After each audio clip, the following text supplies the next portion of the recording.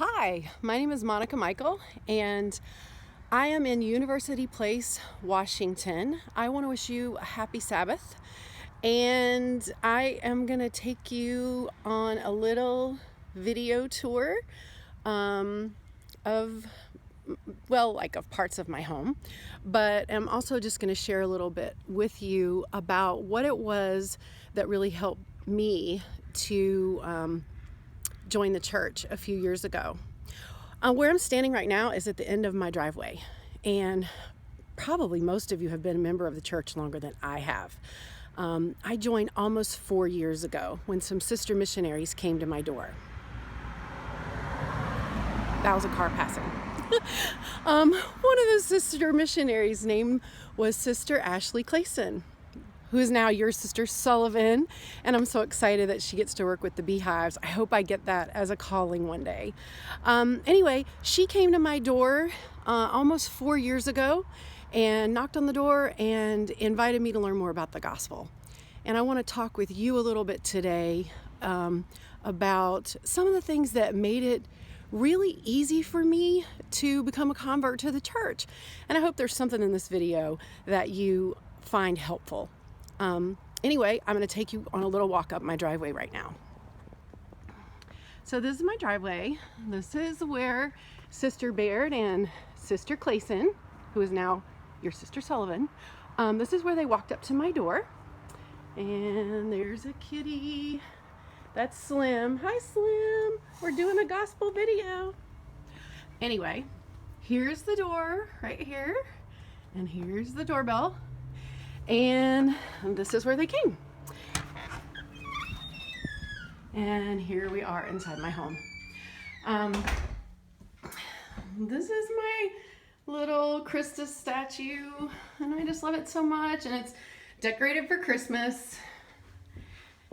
So I want to show you, this is where we were when we came in. This is the couch where I sat during my lesson, right there, where that pillow that says joy is.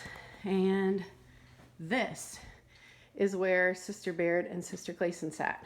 And actually right now, this is Lanyap, one of my kitties. Hi, Lanyap. He's sitting in the chair where Sister Baird sat. And this is the chair where Sister Clayson sat. I still remember the outfit she was wearing that day. It was so cute. Anyway, so I'm just going to talk with you a little bit about what made it so easy for me to be receptive to the gospel. Okay, I got to turn the camera around. Anyway, one of the things that made it super easy for me was that I had met and become friends with several ladies who were members of the church. I met them through some things that I was doing with art and journaling, and they were just really nice people. I had been to their home, I had met their family, and I had done some really fun painting and crafting things with them, and they were just really nice. Those ladies were friends with everyone, no matter what faith they were in, no matter what they looked like, no matter what their background was. They were just very, very accepting. And I really admired them. I wanted to be better friends with them. I wanted to spend more time with them because they were just so good to be around. They're very happy people. I want to show you before we go on, one of the things that I worked on with one of those ladies, just to give you an idea about what we were working on. So let me see. I'll show you this painting. This painting right here, I did that. I was so proud of myself. Anyway, I did that painting with one of those ladies. She taught me, actually. Her name is Melody Ross, and she lives in Idaho.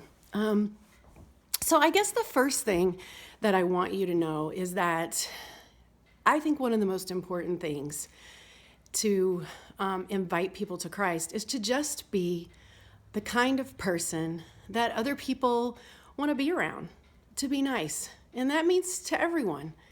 I think that can be through things like it was for me, through activities, and just to be kind, to welcome people into your home, to welcome people to do things with your family, or to share hobbies or interests that you have. Because I was friends with those ladies, when the missionaries came to my door and told me what church they were in, I immediately thought of all the good people that I knew that were already members of the church. So it made it a lot easier for me to want to hear the gospel lessons, because I knew that the people that I had been friends with were members of that church, and that they were really nice ladies. The second thing is whenever the sister missionaries sat down and they were in those chairs that I showed you, I noticed their scriptures.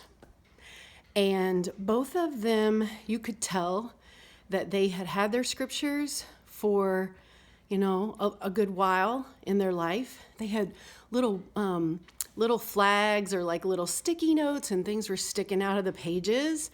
And you could tell the scriptures weren't brand new, and that they had really used the scriptures. And so when they started teaching me the lessons, even though they were a lot younger than I was, I really trusted what they were saying, because I could tell that they were really familiar with the material that they were sharing with me.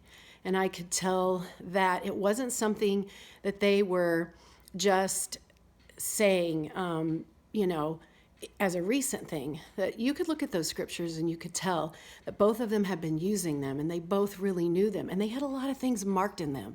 And you know how, like, when you have that pair of shoes, or like for me, I have like a bathrobe that I really love, and it's not brand new. You can tell when I wear it that I've worn it a lot, but you can tell that I love it because it is warm, and it's worn and comfortable. That's what the scriptures of those sister missionaries looked like. They looked like they were worn and they were comfortable. And I'm using my scriptures now, and I have marks in my scriptures. And I want my scriptures to look like that someday, so that when I'm sharing things with people, they can tell that I've really been reading those for years. And I'll bet that some of you that have scriptures probably already look like that. So it wasn't anything that they said. It was actually something that I could see that they had, that just made me know that they were telling the truth. So I think the first thing is just to be such a nice person and to be welcoming to others. I think the second is to be familiar with and just, read your scriptures. I know everybody says that, but what I'm talking about is like having them be worn and loved. And not that you're doing that to show anybody anything. It's just that when someone else sees you pull them out, they know that this is not a brand new book that you just picked up yesterday. So that was really something that was very special to me. The third thing was that they were very interested in me. When they came in and they sat down, I could tell they really wanted to get to know me. And they asked me about my family. It was very important to them that they asked about my cats. They asked about, my husband. They asked about what I was interested in, what I did for work. I think that having an interest in other people is really key to connecting with people. And so if I were to say the top 3 things for me was, 1, me already having the friends in the gospel, them being nice people, the kind of people that I want to be around. So being a nice person. Number 2, those well-worn scriptures, and me knowing that the people that were reading those to me were very familiar with them. And number 3, being interested in me, really caring about what it was in my life that I wanted, what it was in my life that was important to me. They asked me about the Spirit and if I had ever felt the Spirit. It was a really good conversation. And those were 3 really important things. I think if you just did those 3 things and you're just that kind of person, that people are going to be drawn to you, and that you will be the kind of person that's known as a very nice and good person. And really that's the Savior, right? Because he was the kind of person that people were drawn to. No matter what people were like, no matter what background they were from, he welcomed them. He was kind to them. and he went into their homes.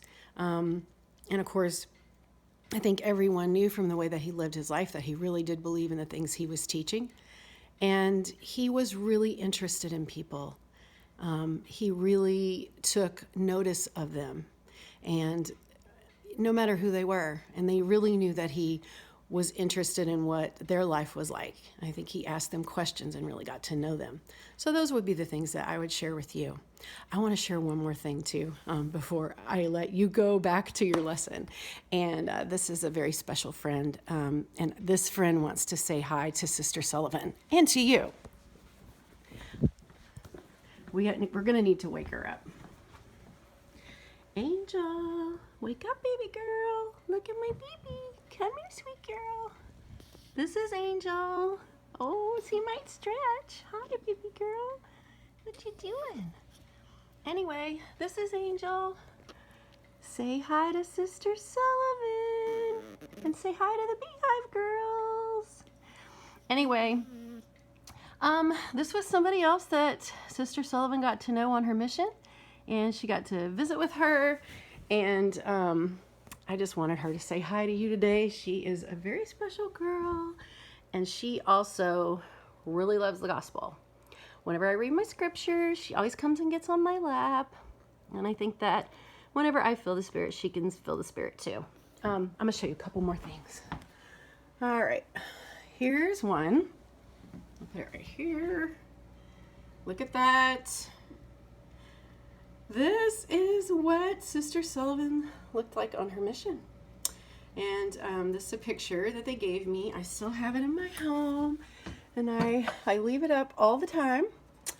And I'll show you one more thing. This is a picture of me and Sister Clayson and Sister Baird on the day that I got baptized. Now see there, it's February 9th, 2014. Oh my goodness. That's almost 4 years ago. And one more thing. Let me pull this off the shelf. Look at that. Look at all those missionaries. So that's me and Sister Clayson. It's really weird to call her Sister Clayson because she's Sister Sullivan now. But this was back on her mission. Anyway, I just wanted to share those pictures with you and to show you how special it is to me that there are sister missionaries. And for those of you who are thinking about serving, there is nothing better that you can do than to come to someone's home, someone like me, and introduce yourself and be interested in them and share your scriptures with them, and be their friend and invite them to learn more about Christ. It has really changed my life, and I have been so much happier since I became a member of the church. And I just love the gospel, and I especially love Sister Clayson. I hope you have a great Sabbath, and I hope my video is not too goofy. Bye.